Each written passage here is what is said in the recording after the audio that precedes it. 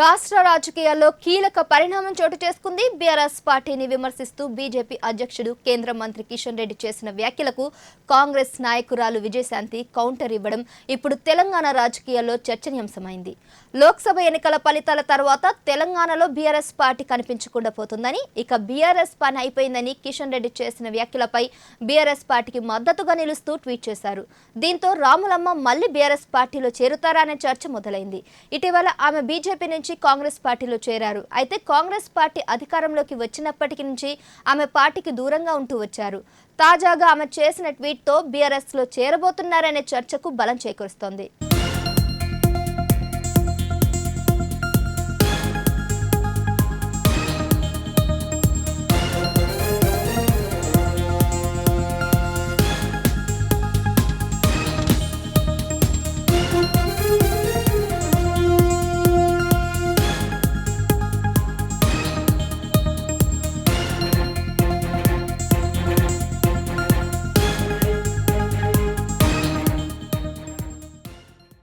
తెలంగాణలో బీఆర్ఎస్ పార్టీకి ఉండదు అని అంటున్న బీజేపీ రాష్ట్ర అధ్యక్షులు కిషన్ రెడ్డి గారి అభిప్రాయం సమంజసం కాదన్నారు రామలమ్మ.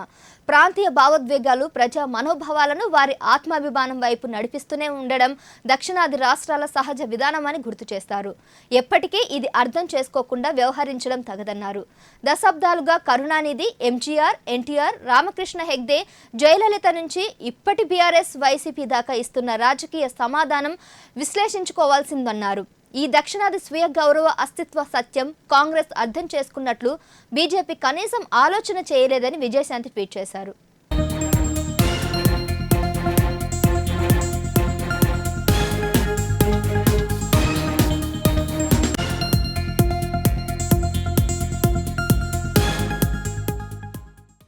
ఇక ఇదే అంశంపై మరింత సమాచారం మా ప్రతినిధి భార్గవ్ అందిస్తారు. భార్గవ్, చెప్పండి, బీఆర్ఎస్ కు మద్దతుగా విజయశాంతి చేసిన ట్వీట్ కు సంబంధించి అప్డేట్స్ ఏంటి? కాంగ్రెస్ పార్టీని విమర్శిస్తూ బీజేపీ రాష్ట్ర అధ్యక్షుడు కేంద్ర మంత్రి కిషన్ రెడ్డి చేసిన వ్యాఖ్యలు ఆ వ్యాఖ్యలకు కాంగ్రెస్ నాయకురాలు విజయశాంతి కౌంటర్ ఇవ్వడం ఇప్పుడు తెలంగాణ రాష్ట్ర రాజకీయాల్లో ఒక చర్చ మొదలైంది. లోక్సభ ఎన్నికల తర్వాత ఆ తెలంగాణలో ప్రాంతీయ పార్టీ అయినటువంటి బీఆర్ఎస్ పార్టీ కనుమరుగైపోతుంది. ఖచ్చితంగా పార్టీ ఉండదు అనే వ్యాఖ్యలు చేసిన కిషన్ రెడ్డికు కౌంటర్గా కాంగ్రెస్ నాయకురాలు రాములమ్మ ఒక ట్వీట్ చేశారు. ఆ ట్వీట్లో ఖచ్చితంగా ప్రాంతీయ మనోభావాలను దెబ్బకొట్టే దిశగా కిషన్ రెడ్డి మాట్లాడాడు. అలా మాట్లాడడం సమంజసం కాదు అంటూ కూడా ఆమె ట్విట్టర్లో ట్వీట్ వేదికగా కూడా ఆమె చేశారు. అయితే ఈ బీఆర్ఎస్కు మద్దతుగా ఆమె ట్వీట్ చేయడం ఇప్పుడు రాష్ట్ర రాజకీయాల్లో ఒక చర్చగా మారింది. మళ్ళీ బీఆర్ఎస్ వైపు ఆమె చూస్తుంది, బీఆర్ఎస్లో పోతోంది అనే అంశాల గురించి ఒక చర్చ అయితే మొదలైంది. గతంలో ఆమె బీఆర్ఎస్ పార్టీలో పనిచేసింది. దాని తర్వాత బీజేపీలోకి వెళ్ళింది. బీజేపీ నుంచి మళ్ళీ సొంత గూటికి కాంగ్రెస్ పార్టీకి రావడం జరిగింది. దాని తర్వాత కొన్ని పరిణామాలు దృష్ట్యా ఆమెకు టికెట్ రావలేదు. ఆమె మెదక్ నుంచి ఆమె లోక్సభ అడిగింది. దాని తర్వాత లోక్సభ అభ్యర్థిగా ప్రకటించకపోవడం, అదేవిధంగా కొన్ని రోజులుగా కాంగ్రెస్ పార్టీలో ఆమె క్రియాశీలకంగా పనిచేయకపోవడం, పార్టీకి దూరంగా ఉండడం, పార్టీలో జరుగుతున్నటువంటి కార్యక్రమాలకు కావచ్చు, ప్రోగ్రామ్స్ కావచ్చు అటెండ్ అవ్వకపోవడం, ఆమె పార్టీ మారబోతున్నారనే ఒక చర్చ అయితే మొదలైంది. దాని తర్వాత మెదక్ లోక్సభ స్థానం ఆశించినటువంటి రాములమ్మ అక్కడ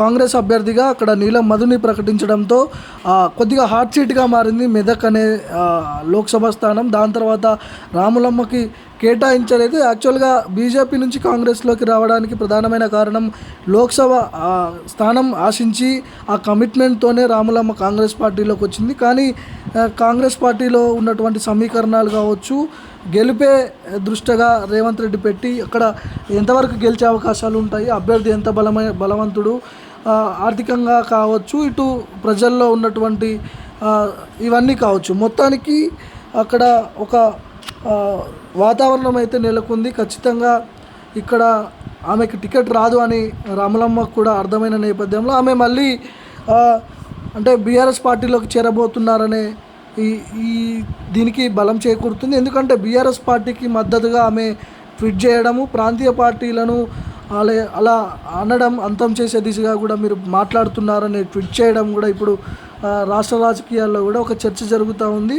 రాములమ్మ మరి పార్టీలో ఉంటారా లేకపోతే ప్రతిపక్ష పార్టీ అయినటువంటి బీఆర్ఎస్లో పోతారా అనే చర్చ కొనసాగుతూ ఉంది. తెలంగాణలో ఇక బీఆర్ఎస్ పార్టీ ఇక ఉండదు అంటున్న బీజేపీ రాష్ట్ర అధ్యక్షులు కిషన్ రెడ్డి గారికి అభిప్రాయం సమంజసం కాదన్నారు రాములమ్మ. ప్రాంతీయ భావోద్వేగాలు ప్రజా మనోభావాలను వారి ఆత్మాభిమానం వైపు నడిపిస్తూనే వస్తుండడం దక్షిణాది రాష్ట్రాల సహజ విధానమని గుర్తు చేశారు. ఇప్పటికీ ఇది అర్థం చేసుకోకుండా వ్యవహరించడం సమంజసం కాదన్నారు. దశాబ్దాలుగా కరుణానిధి, ఎంజీఆర్, ఎన్టీఆర్, రామకృష్ణ హెగ్డే, జయలలిత నుంచి ఇప్పటి వరకు బీఆర్ఎస్, వైసీపీ దాకా ఇస్తున్న రాజకీయ సమాధానం విశ్లేషించుకోవాల్సిన అవసరం ఉందన్నారు. ఈ దక్షిణాది స్వీయ గౌరవ అస్తిత్వ సత్యం కాంగ్రెస్ అర్థం చేసుకున్నట్లు బీజేపీ కనీసం ఆలోచన చేయలేదని కూడా ఆమె ట్వీట్ చేశారు. ఈ ట్వీట్లో పెద్ద ఎత్తున అనుమానాలు ఉన్నాయి. మళ్ళీ బీఆర్ఎస్ పార్టీలో చేరతారనే ఒక చర్చ మొదలైంది. చూడాలి ఏం జరగబోతుందనే అంశాల గురించి. లోక్సభ